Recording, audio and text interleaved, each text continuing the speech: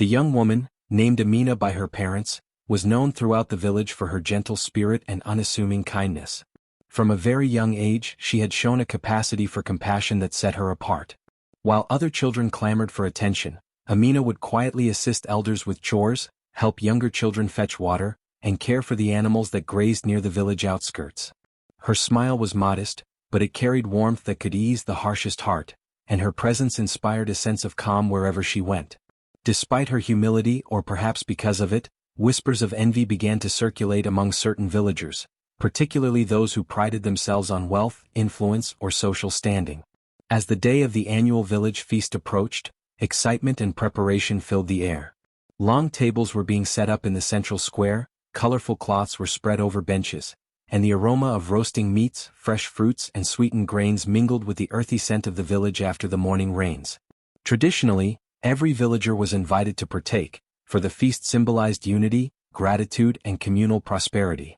Children played among the stalls, women hurried to finish their final cooking, and men decorated the space with garlands and ceremonial adornments. Amina, as usual, had offered to assist where she could, preparing utensils, sweeping the square, and carrying baskets of food from one place to another. Her hope was simple: to partake in the shared joy of the feast and to enjoy the communal celebration like everyone else.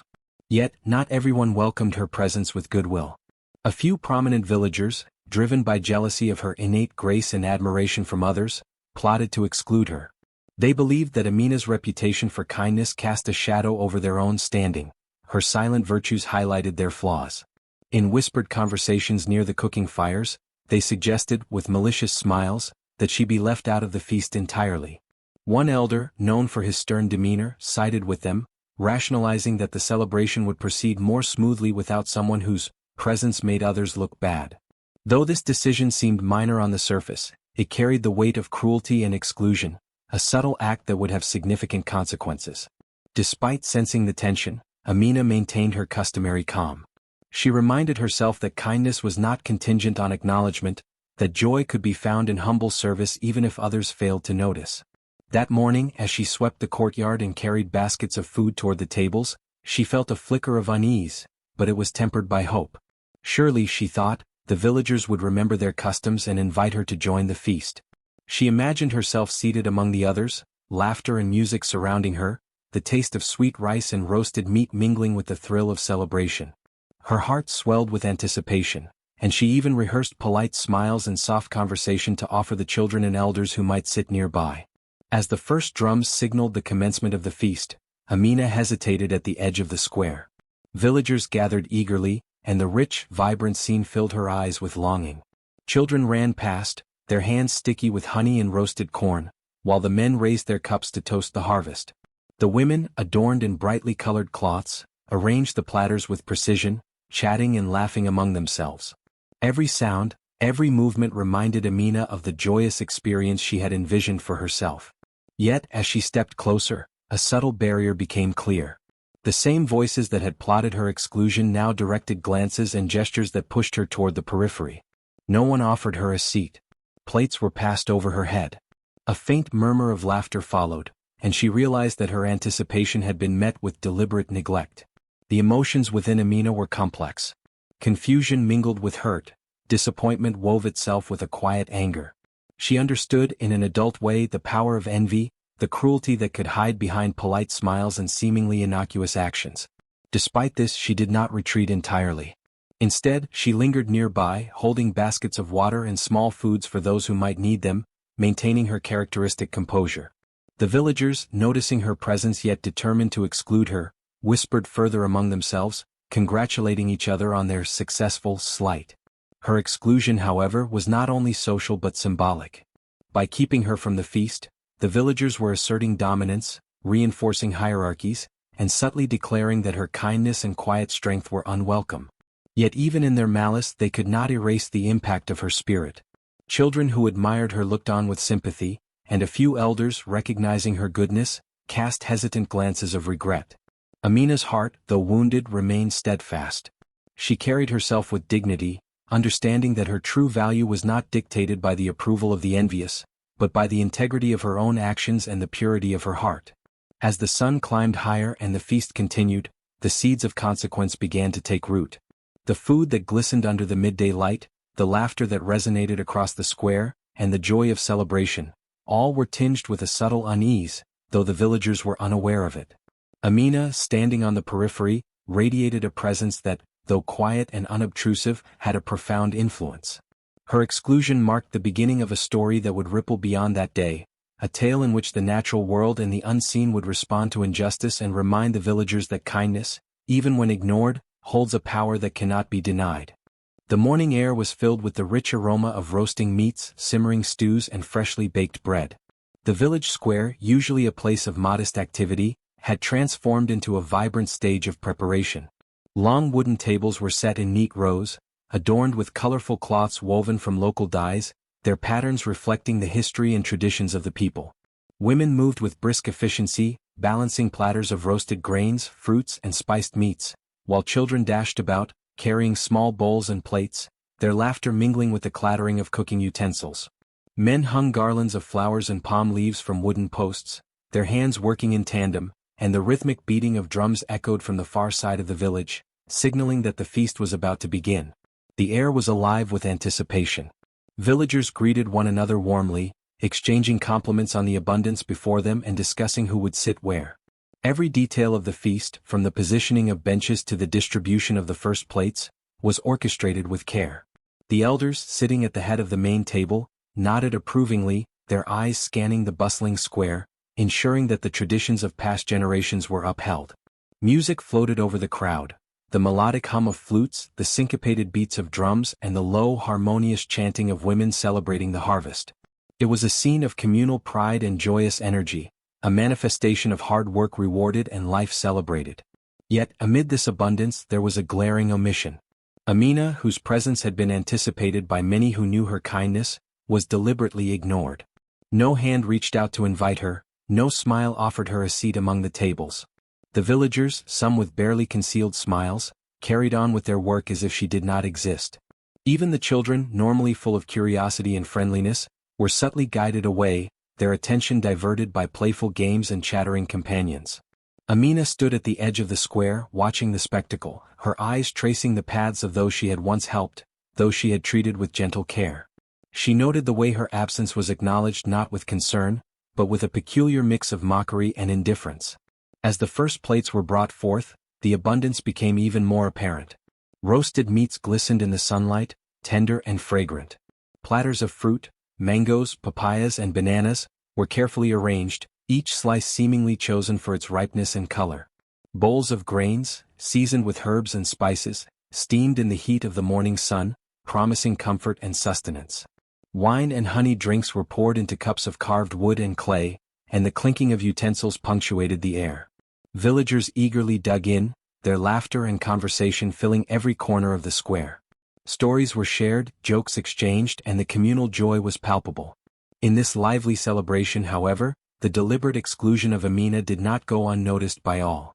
Some whispered behind closed hands, glancing toward the edge of the square where she lingered. "She doesn't deserve a place at this table," one woman said with a forced laugh, her tone masking unease. "Her spirit is too quiet, too gentle. It makes us look lesser," murmured another, her words coated with envy. The elders, though present, either feigned ignorance or accepted the exclusion as a practical matter, rationalizing that the arrangement of seating and participation was merely traditional and not a slight against her character. But in reality, every whispered comment and every deliberate snub added weight to the growing tension that hovered over the feast. Despite the communal merriment, there was a subtle disturbance in the atmosphere, something that the villagers could not name but could vaguely sense. The laughter seemed slightly hollow in certain moments, and the clatter of dishes sometimes carried an odd resonance, as if the feast itself were aware of the injustice unfolding. The wind, warm and steady, carried with it scents that should have been inviting but instead hinted at unease, rustling leaves in patterns that felt almost deliberate. Amina's absence, though physically small, cast a shadow across the square, a shadow that was felt even if it could not be seen. As the villagers ate, joked, and danced, the exclusion became increasingly conspicuous. Plates were passed over her head, dishes of roasted meats and sweet grains untouched in her direction. A few curious glances flickered in her direction, but they were quickly masked with smiles, laughter, or gestures to others. Even the musicians seemed unconsciously to avoid her presence, their melodies carrying an underlying tension that no one acknowledged aloud. Amina, maintaining her customary calm, observed quietly, her heart heavy with the mixture of longing and understanding. She recognized the envy, the petty cruelty, the fear of someone whose virtues illuminated their own deficiencies. By mid-morning the feast was in full swing. Children ran about with sticky fingers, women refilled platters and men toasted loudly to the harvest. Yet the deliberate act of exclusion continued unbroken. Every morsel of food, every laugh, every musical note was a reminder of the divide the villagers had created. The square, though vibrant and colorful, was subtly tainted by their injustice. It was a lesson unspoken yet palpable. Kindness, even when abundant and unassuming, could be ignored, scorned, and even punished by those consumed by envy.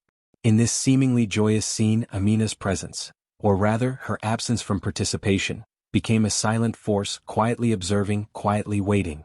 The feast, with all its abundance and merriment, was incomplete without her.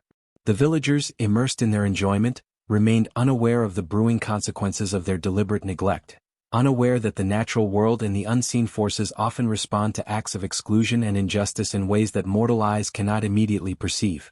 Her calm, dignified observation planted the seeds for what would soon become a story of retribution, a tale whispered across generations, a lesson encoded in the memory of the feast and the hearts of those who had wronged her. The day wore on, and while the feast continued with outward cheer, subtle fissures began to appear in the villagers' composure. At first, they were so slight that most could dismiss them as the natural hum of a busy celebration. An odd glance here, a pause and laughter there, but for those paying attention, a sense of unease began to permeate the square. The villagers who had orchestrated Amina's exclusion found themselves momentarily unsettled, sensing a weight in the air that did not belong to the warmth of the sun or the scent of roasted foods. Conversations grew more cautious. Words that had previously flowed freely were now clipped and measured, each syllable tinged with an unspoken anxiety. Children, who had always played without concern, began to point toward Amina from time to time, whispering questions to each other about why she had been left out. Their curiosity was innocent, yet it brought a prick of guilt to the adults who had conspired against her. Some villagers shot furtive glances at Amina, only to catch the fleeting, composed look in her eyes.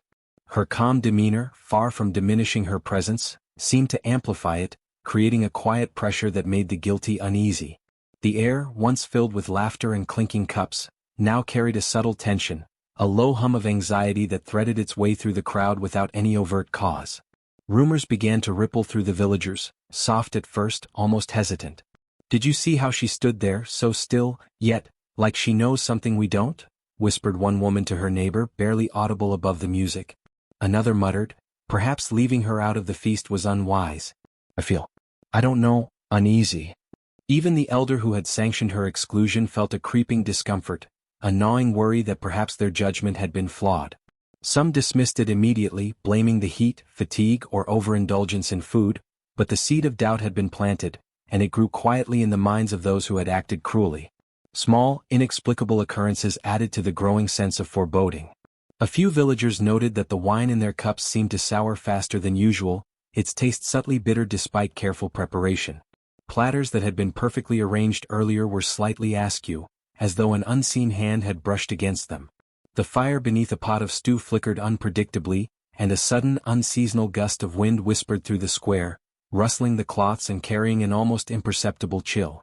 None could pinpoint the cause, and most tried to rationalize it away, but the collective anxiety continued to rise like a tide brushing against the edges of their consciousness. Even the animals, normally placid around the feast, reacted oddly. Chickens that pecked steadily at scattered grains earlier in the day now squawked and flapped nervously, retreating to the far edges of the square.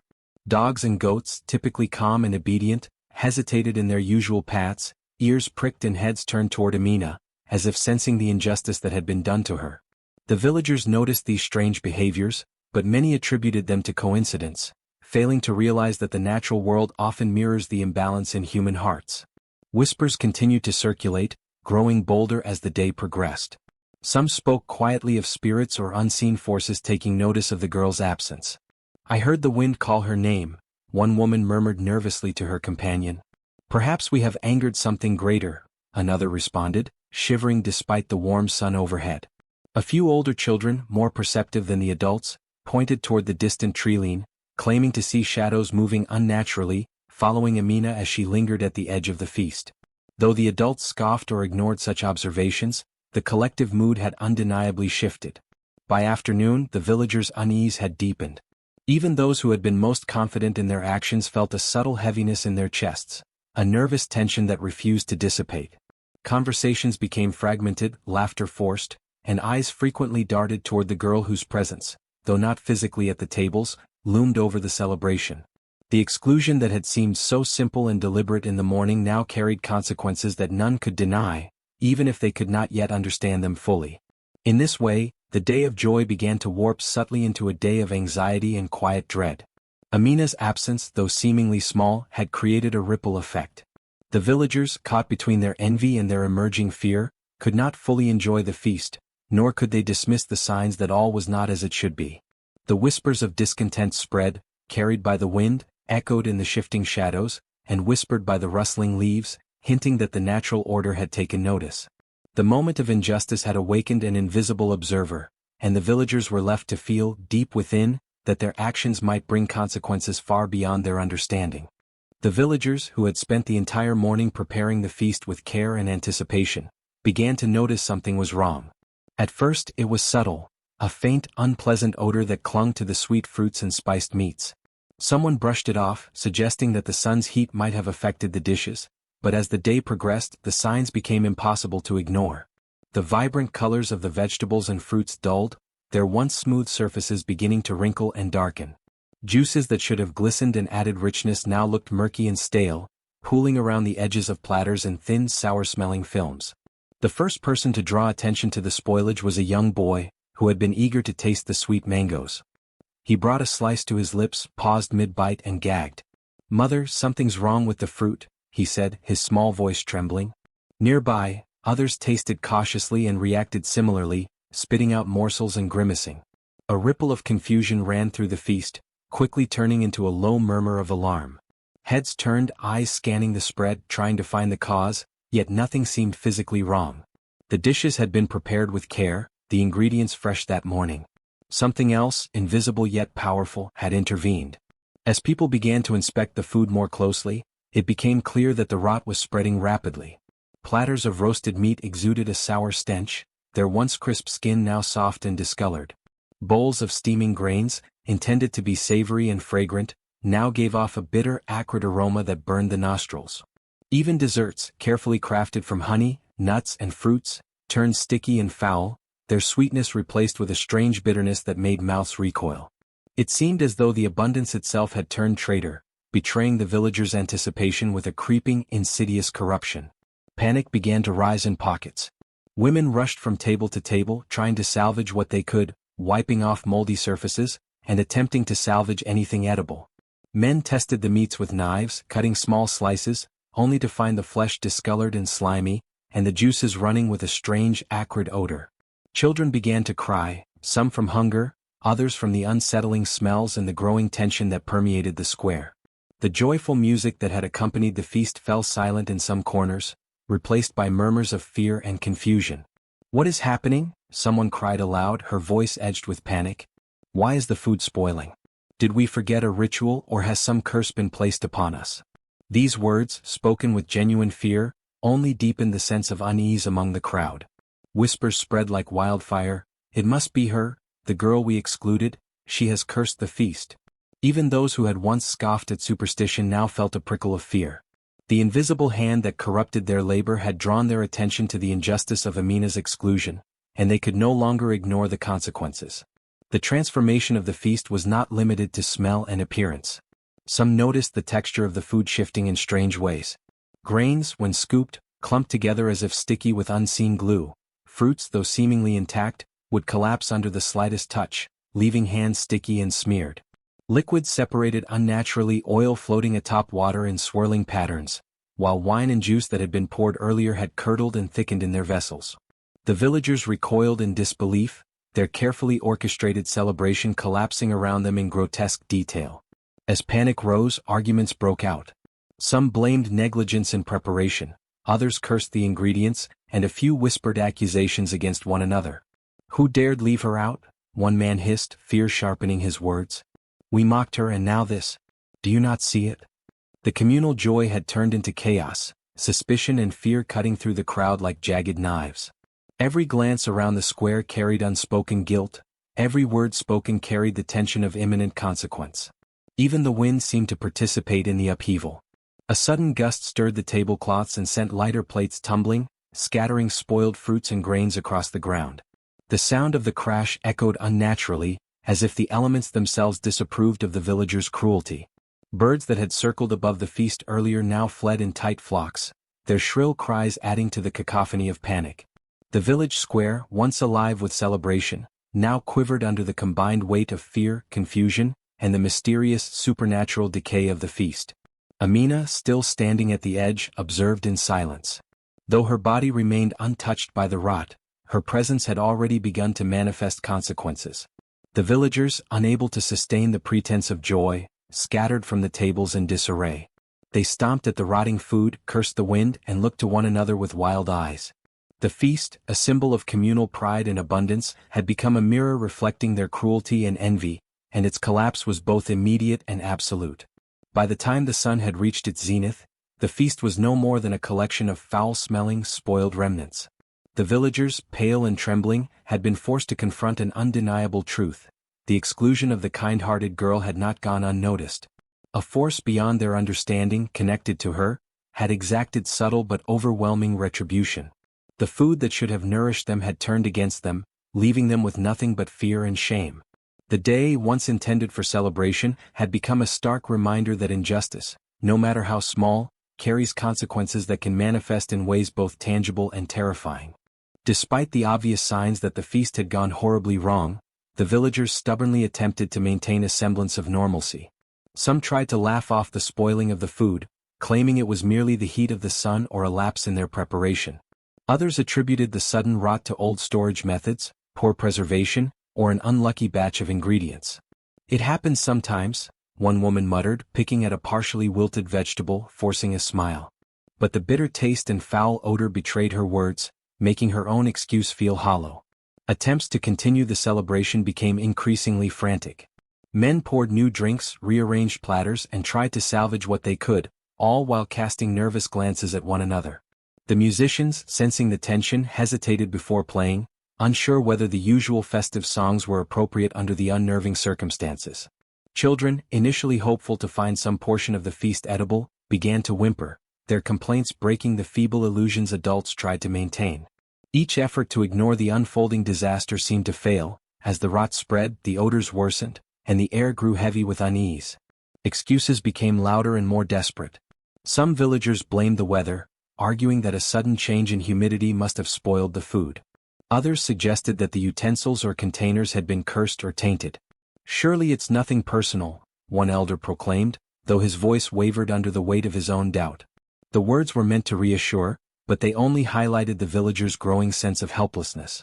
Despite their reasoning, the food continued to decay, plates turned blackened and slimy, and even the drinks thickened into viscous puddles that no one dared consume. As the villagers attempted to rationalize the disaster, fear began to take a firm hold. Eyes darted constantly toward the girl, who stood quietly at the edge of the gathering, her presence unassuming yet commanding. Even those who had dismissed superstition felt an uncomfortable prickling at the back of their necks, a sense that something unseen was watching, judging, and perhaps controlling the fate of the feast. Children pointed at her with wide eyes, whispering to each other, "It's her. She made the food bad." Adults shushed them harshly, but the seeds of doubt had been planted firmly. The more the villagers tried to ignore the curse, the more chaotic the atmosphere became. Arguments erupted as blame shifted from one person to another, neighbors accusing each other of negligence. Women scolded the cooks, men quarreled over storage and preparation, and some simply withdrew from the gathering entirely, muttering prayers or frantic apologies to unseen forces.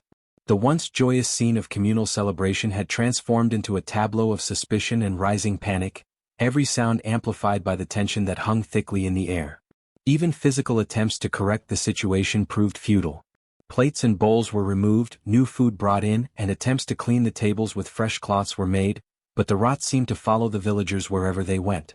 Fruits and vegetables, even those freshly gathered, began to spoil within minutes of being laid out. Meat, carefully cooked over open fires, turned gray and sour before it could be served. Liquids coagulated, leaving a sticky residue that dripped unpleasantly from cups and bowls. Each attempt to restore order only deepened the villagers' fear, showing them that no amount of human effort could undo what had been set into motion.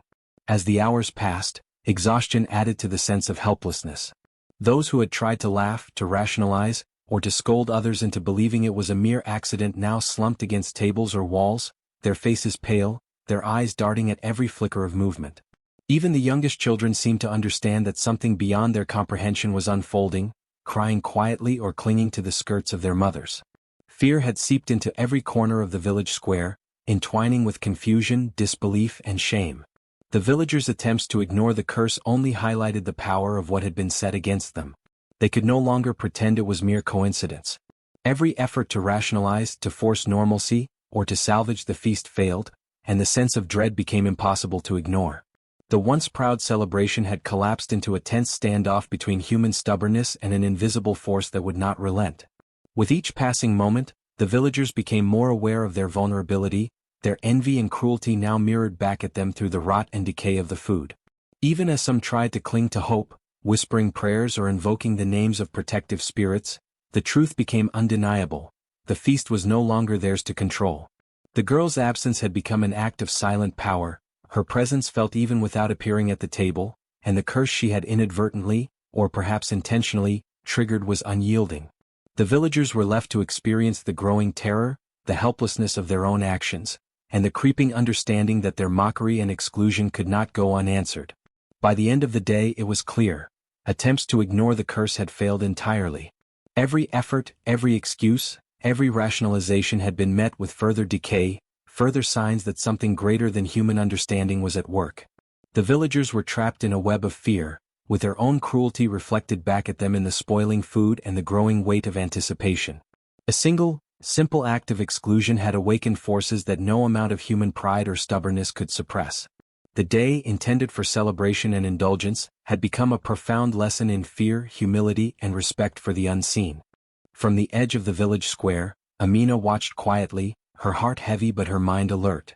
The chaos had reached a crescendo, the air was thick with panic, the once vibrant feast now a display of rot and spoilage, and every villager's eyes darted nervously as they tried and failed to rationalize the inexplicable events.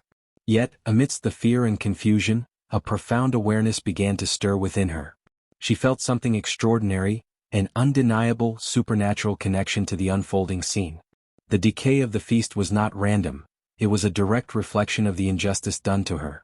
Each droplet of spoiled juice, every curdled grain, every putrid fruit mirrored her absence, her unacknowledged presence, and the anger simmering quietly beneath her calm exterior. Amina's heart pounded as she realized the extent of her influence. Though she had been excluded from the feast, her being, her spirit, her essence, was intrinsically linked to the celebration. She could sense the subtle threads that connected her to the abundance of the village's food, each item reacting to the village's cruelty and envy. The power was not overtly violent yet, it was a measured, precise manifestation of her awareness and presence.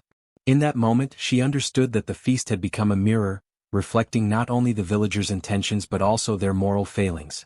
The spoiled food was a language, and she had become its interpreter, silently shaping the consequences of neglect, malice, and arrogance. Her awareness deepened as she observed the villagers' futile attempts to salvage the feast. The more they tried to force normalcy, the more vividly the corruption of the food manifested. Meat darkened in unnatural shades, fruits oozed sticky liquids, and breads that had once been warm and fragrant now emitted acrid fumes. Amina could sense the fear coiling tightly around the villagers' hearts, amplifying the potency of the supernatural decay. It was as if the unseen forces that responded to her presence fed on the villagers' guilt and unease, growing stronger, more precise, and increasingly unignorable. The chaos was no accident, it was a calculated response to the injustice inflicted upon her. As the minutes stretched into hours, Amina's understanding expanded. The connection she felt was both intimate and profound. She was not merely observing the consequences of exclusion, she was intertwined with them. She could feel the emotions of the villagers, desperation, fear, and stubborn denial, coursing through the air, reacting to her awareness and feeding the unfolding events. The spoilage of the feast became a symphony of subtle movements. A bowl would shake lightly, a fruit would split open unexpectedly, and liquids would curdle precisely when someone reached for them. Each small act, seemingly coincidental to the villagers, was part of a greater, orchestrated pattern that Amina's consciousness now understood and guided. The connection was not purely reactive, it was proactive. She sensed possibilities, choices that the villagers could make to alter the outcome, but she realized that their ignorance and cruelty would inevitably lead to the climax of her silent justice. The supernatural force that responded to her presence did not act without reason. It acted as an extension of her awareness, amplifying the natural consequences of their exclusion into tangible, unavoidable effects. Amina felt a surge of quiet power and responsibility. The village had underestimated her, dismissed her existence, and now the very elements of their celebration had become conduits for her presence, speaking the truth they refused to acknowledge. As she observed, Amina began to understand that the corrupted feast was not just punishment, it was revelation. Every spoiled dish, every failed attempt to correct the food, every unnatural movement of the feast was a language, a message that exposed the villagers' cruelty and demanded recognition. She realized that the invisible bond connecting her to the food was not anger alone. It was awareness, a heightened sensitivity to injustice and an intrinsic understanding of moral equilibrium. The feast had become a moral mirror, and she was the unseen hand adjusting the reflection until it accurately represented the truth of the villagers' actions. Her awareness extended beyond the food itself. She could feel the tension in the air, the whispers of the fearful, and the subtle signs of guilt that even the bravest villagers could not hide. The wind seemed to carry messages only she could interpret, rustling through the rotting leaves and swirling the odors of decay in patterns that mapped the emotional states of those around her. Birds avoided the tables, animals hesitated to approach, and even the sun seemed to dim slightly behind clouds, casting a muted light over the unfolding scene. Every natural element was responsive to her presence, as if the village itself had become an extension of her awareness, highlighting the consequences of cruelty, malice, and neglect. Amina's heart swelled with a mix of sorrow and resolve. She did not revel in the villagers' fear, but she recognized its necessity.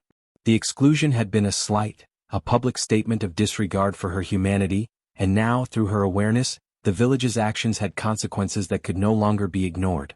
She felt the weight of responsibility, understanding that the supernatural forces she now influenced were extensions of her own consciousness, her emotions, her recognition, and her moral clarity. She was no longer a passive observer, she had become an active presence within the fabric of the village's reality. In the final moments before the villagers would fully acknowledge her influence, Amina sensed a shift. The food no longer merely reflected the decay of their actions, it began to demand acknowledgement. The rot, spoilage, and acrid smells became impossible to dismiss. Each villager felt an almost tangible pressure, an unspoken compulsion to recognize the injustice they had committed. The connection Amina felt was complete. The supernatural forces, the spoiled feast, and her own awareness had merged into a single, undeniable truth. The villagers' fear was no longer a distant reaction. It was now inseparable from her conscious presence, a living testament to the consequences of exclusion and cruelty. By the end of the day, Amina understood fully. Her awareness had not merely witnessed the chaos, it had shaped it, controlled it, and given it purpose. The spoiled feast was more than punishment. It was revelation, a lesson, and a demonstration of power quietly wielded through consciousness. The villagers could no longer ignore her presence, for their senses, their fears, and the very reality of the feast bore testament to the truth she embodied. The invisible force had made itself visible through the spoilage, and Amina, fully aware and attuned, was its silent, commanding center. The village square, once filled with laughter and the aroma of roasted meats and fresh bread, had transformed into a scene of palpable tension. The air, thick with the stench of rot and decay, pressed down on the villagers, making each breath feel heavy and contaminated. Plates that had gleamed under the morning sun were now blackened, bubbling with foul juices, or slick with congealed liquids that no one dared touch. Bowls of fruit and grain, once vibrant in color, had turned gray and slimy, and the sweet scents of cakes and pastries had soured into acrid fumes. The once celebratory atmosphere had dissolved, replaced by a gnawing sense of dread. Villagers exchanged frightened glances, whispers spilling from trembling lips. "It's cursed," one man muttered, his voice barely above a whisper as he backed away from a platter of rotting meat. A woman clutched her apron to her chest, eyes wide as she scanned the crowd for any sign of a solution. Children whimpered in corners, unsure whether they were witnessing magic, divine retribution, or simply the consequences of carelessness, while elders shook their heads, muttering prayers in vain. The panic spread like a wildfire, fueled both by the visible decay of the feast and the creeping suspicion that their actions, or inactions, had invited something far beyond their comprehension. The villagers' attempts at rational explanation fell flat. Some blamed the sun, arguing that the heat must have spoiled the food, while others pointed fingers at cooks or servants, insisting that negligence was to blame. Yet no amount of reasoning could stop the unstoppable.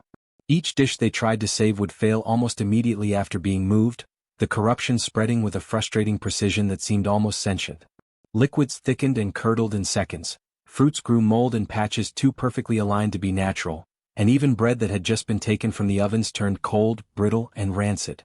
Every effort to restore normalcy only intensified the villagers' panic, revealing the futility of human logic against forces they could neither see nor fully understand. The growing unease was not limited to the food itself. Shadows in the corners of the village square seemed darker, heavier, almost moving with intent. The wind whispered through the trees, carrying a sound that was half sigh, half accusation, rustling leaves in patterns that made villagers' hair stand on end. Dogs barked at nothing, flinching as if seeing shapes invisible to human eyes. Even the sky seemed complicit in the unrest. Clouds gathered ominously, shifting in unnatural ways, their motion mirroring the rhythm of the villagers' escalating anxiety. The environment itself responded to their fear, amplifying it, drawing the village into a web of tension that tightened with every passing moment. As the panic escalated, the villagers became more desperate and irrational. Arguments broke out across the square. One man accused another of tampering with the food. Women pointed fingers at the youngest children for sneaking bites and contaminating the feast. The more they fought among themselves, the more the rot spread, as if their own discord fed the supernatural manifestation. Even the elders, who normally exuded calm authority, were reduced to frantic gestures and broken prayers. It was as though the village had been turned inside out, every human emotion, fear, guilt, envy, regret, amplifying the power that had been set into motion by their neglect and cruelty. Amid the chaos, the villagers began to understand, albeit dimly, that this was no ordinary spoilage. The food was reacting to something deeper, something intangible yet undeniable. Eyes darted toward the empty space where the excluded girl had stood earlier. A few brave souls whispered her name in hushed tones, barely audible, as if invoking a forbidden truth. The air itself seemed to respond to these mentions, a subtle shift in temperature and pressure that made the hair on their necks stand on end. The growing panic was no longer solely about the ruined feast, it was about realization. Their deliberate exclusion had consequences that reached beyond human control. The fear reached a tipping point when the villagers noticed that the spoilage was spreading outward, creeping beyond the tables, onto surfaces previously untouched. Wooden benches warped and splintered, spilling splinters across the ground, decorative cloths curled and blackened. Even the cobblestones underfoot seemed to vibrate with a subtle, menacing pulse. Each new sign of decay escalated the tension further, reinforcing the sense that the village itself was being punished for the cruelty and negligence shown toward the girl. Panic became contagious, a wave rolling through the crowd as murmurs transformed into cries of terror, hands covered mouths, and bodies pressed against walls in futile attempts to distance themselves from the invisible force at work. Desperation fueled increasingly erratic behavior. Villagers tried to scatter the food, tossing plates into fires or into the river, hoping to contain the rot. Some ran from the square entirely, clutching their heads as they shouted prayers or pleas for forgiveness to spirits unseen. Others tried to force the remaining edible portions into mouths, only to spit them out in disgust as the decay had already tainted every morsel. It became apparent that no physical action could stop what had been set into motion.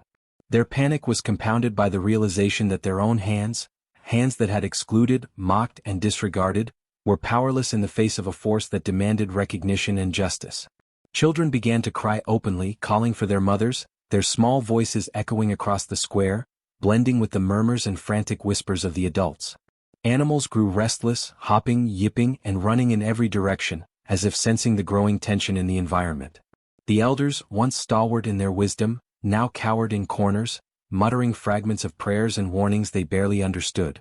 The village had become a stage for the supernatural response to cruelty, each spoiled dish, each unsettling sound, and each trembling villager a part of the unfolding drama. By midday the growing tension had reached its peak. The villagers were paralyzed by fear, unable to act decisively, unable to restore order, and unable to ignore the obvious supernatural consequence of their actions. Their panic, fueled by the visible decay and the unseen force at work, became a living presence in itself, thickening the air, sharpening senses, and rendering every shadow, every sound, every odor a source of terror. They now understood that their neglect, cruelty, and exclusion had summoned a reckoning far beyond their comprehension, and that their survival, physical and moral, depended on acknowledging the unseen power that had been awakened. The village, once alive with laughter and music, now sat in a heavy, contemplative silence. The chaos of the spoiled feast had passed, yet the echoes of fear, awe, and supernatural power lingered in every corner. Villagers moved slowly, their eyes wary, voices hushed, as if the very act of speaking might summon unseen forces again. The events of the past day had left an indelible mark on their consciousness, forcing them to reflect on their cruelty, envy, and the terrible consequences of neglecting the innocent. At the center of the village square, where the tables had once overflowed with food, villagers now gathered cautiously, speaking in low tones about what had transpired. The first murmurs were hesitant, tinged with disbelief. "We never thought it could be real," one elder confessed, his voice trembling. "We thought the girl's absence was trivial, but we were wrong." Heads nodded in agreement, eyes downcast. The weight of guilt pressed heavily upon them, each villager recognizing the role they had played, whether through direct malice, complicity, or careless silence. As reflection deepened, stories began to circulate among the villagers. They recounted the strange events that had unfolded, the rapid decay of the feast, the eerie whispers in the wind, the unsettling behavior of animals, and the palpable presence of Mariama's unseen influence. Each account reinforced the lesson that cruelty, envy, and exclusion were not trivial matters, and that the natural and supernatural world was interconnected, responsive, and observant. Their collective memory of these events began to crystallize into a moral framework, one that would guide behavior and thought for years to come. The villagers considered the nature of their cruelty in detail. They had mocked Mariama, ignored her presence, and allowed envy to dictate their actions. In their small minds, they had believed such exclusion harmless, yet the catastrophic consequences had proven otherwise. Mothers reflected on how they had taught their children to disregard kindness in favor of self-interest. Fathers admitted to turning a blind eye to jealousy and gossip. Even the village leaders, those who had prided themselves on wisdom and fairness, confessed that their inaction had enabled the unfolding disaster. The lesson was painfully clear. Every slight, every act of neglect, could awaken forces far beyond human comprehension. As they reflected, the villagers also recognized the innocence of Mariama. They saw how her kindness had been met not with gratitude, but with envy and mockery. They understood that the true power in the story was not vengeance alone, but the connection between acknowledgement, respect, and justice. The spoiled feast had been both a warning and a manifestation of imbalance, a lesson delivered in a manner that transcended ordinary punishment. Mariama's absence had been her strength, and their failure to recognize her had triggered a cascade of supernatural events that spared no one from the repercussions of their cruelty. The cultural implications of these events began to take shape in the villagers' minds. They realized that this story was more than a cautionary tale about one girl, it was a blueprint for communal ethics, a guide for behavior, and a warning for future generations. They vowed to embed the lessons into songs, proverbs, and rituals, ensuring that no child in the village would be excluded or scorned without consequence. Teachers would remind students that kindness and inclusion were sacred responsibilities.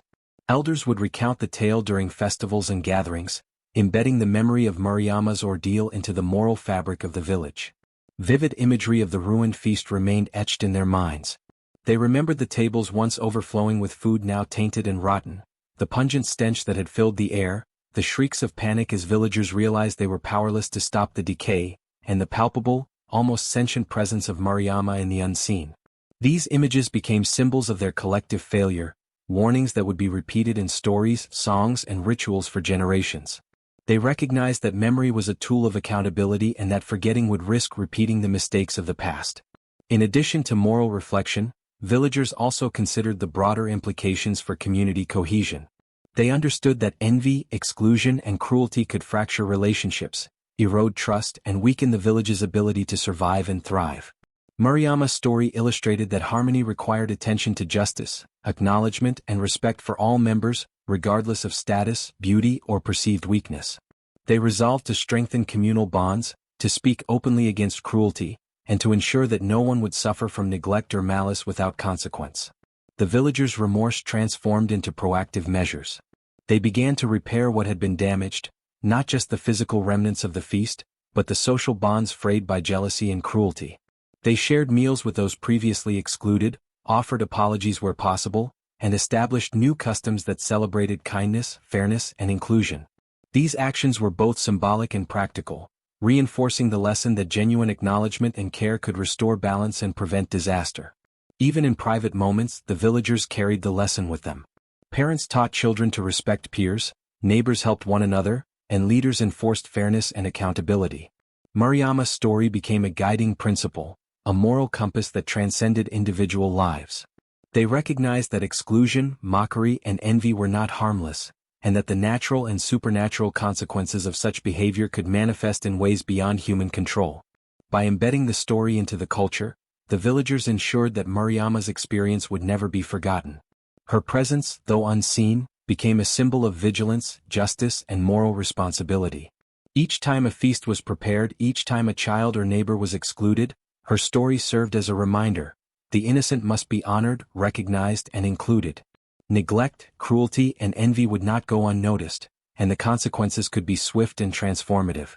Through reflection, action, and cultural integration, the villagers transformed fear into wisdom and horror into moral clarity. They vowed that the exclusion of the innocent would never again be tolerated, and that Mariama's lesson would echo through generations. Her story, the spoiled feast, and the invocation of her name had reshaped the village, instilling both reverence for the unseen and responsibility for the seen. The village square, once alive with celebration, had become a theater of dread. The air reeked of spoiled food, acrid and choking, and the villagers moved like shadows of themselves, eyes wide, backs hunched, voices trembling. Every attempt to restore normalcy had failed, and the sense of helplessness weighed heavily upon them. Then, in the midst of their fear, a single hesitant voice broke the suffocating silence. Mariama.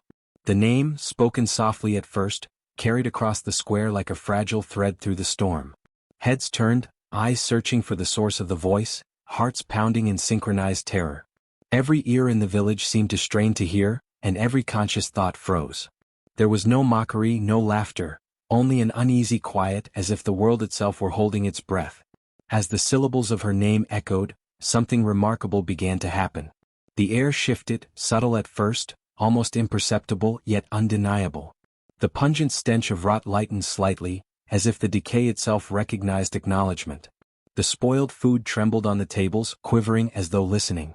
Fruits that had grown black and slimy brightened with hints of their former color, bread softened slightly, and even the darkened meats seemed less threatening, though still unfit to eat. The villagers could feel the atmosphere changing, a current of energy weaving through them, tangible yet invisible, like the brush of wings or the ripple of water. Encouraged by the first voice, others began to murmur her name, cautiously at first, then with growing certainty.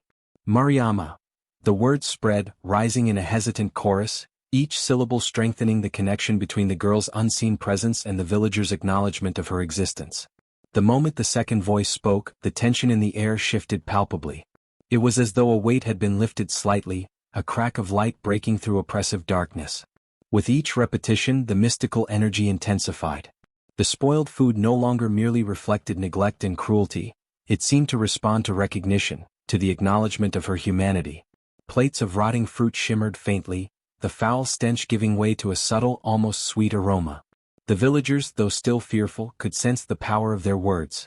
The act of speaking her name was not merely symbolic, it was transformative.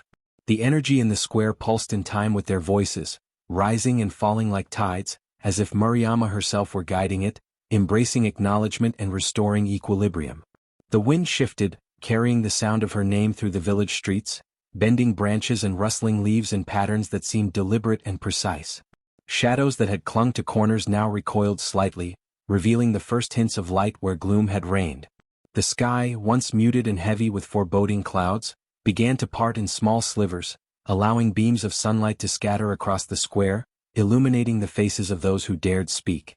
Even the animals, previously uneasy and restless, calmed, their movements measured, attuned to the unseen energy responding to the invocation. As the villagers continued, each word strengthened the balance. The spoiled food began to transform further. Fruits regained color and shape, bread softened and smelled faintly of warmth, and dishes of meat became less grotesque, though not fully restored.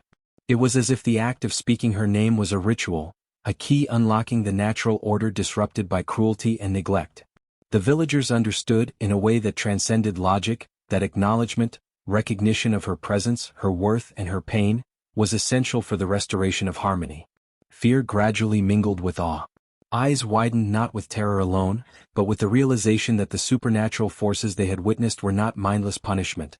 They were responsive, intelligent, and intricately connected to the respect and recognition they had denied Mariama. The energy in the square swirled around them, tangible yet invisible, like a living entity, vibrating in response to the cadence of her name. Each repetition of the syllables tightened the bond, strengthening the invisible thread between the wronged girl and the villagers who had inflicted her exclusion. The villagers, once paralyzed by terror, now moved with cautious purpose. Hands reached to stabilize wobbly tables, gestures of repair and care mingling with the spoken name. The spoiled food no longer spread unchecked. It seemed to recoil from their intent to restore what had been desecrated. Yet, the villagers knew that balance required sincerity. Hollow repetition would not suffice.